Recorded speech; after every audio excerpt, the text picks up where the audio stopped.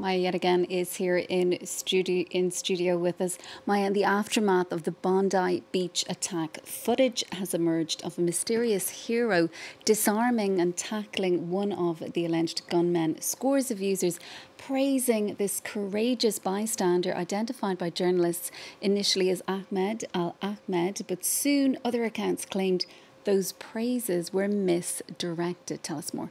Yes, exactly. So colleagues from 7 News, that is Australia's most watched news service, were the first to identify the mysterious hero. It is Ahmed Al Ahmed, 43 years old, originally from Syria, now living in Australia and working there as a fruit seller. But immediately, other users started to treat this information as disinformation. Let's take a look at this post on Facebook, basically resharing a video, a reel on Facebook, where you see Ahmed being thanked for saving so many lives. But there is a caption here telling a whole different story. The caption is, "This hero is actually named Edward Crabtree, not Ahmed. He is a lifelong citizen of Australia, according to this user." So other users online started to wonder, then who is the real hero? Is it Ahmed or is it Edward? And even Grok, the AI embedded within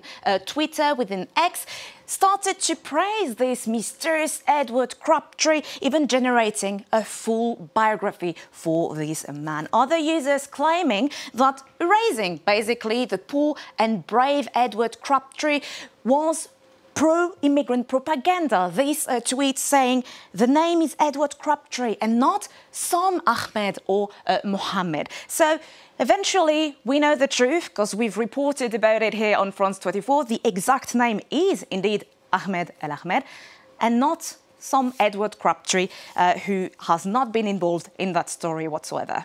And Maya, have you been able to trace the origin of this rumour? Where exactly did it initially come from?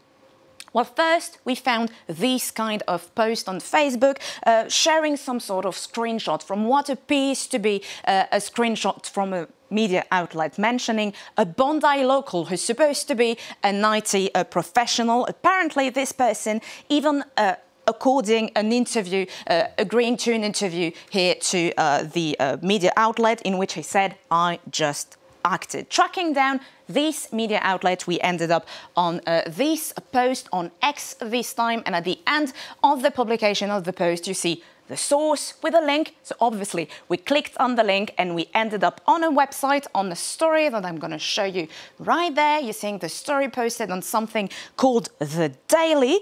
But in this story that is supposed to be an exclusive interview from the hero, with the hero himself on his hospital bed, well, you see that there is no photo, no video, only the screenshot of footage that's been circulating widely online. And even the so-called senior crime reporter in the byline here, you don't see any profile picture, so it's even stranger. And when you read the story, you see that Edward Crabtree is described in great detail, but for example, that he's supposed to be born and bred in Sydney, but nothing in the story here makes sense. Nothing matches what happened yesterday, including basic facts like, for example, the exact timing of the attack.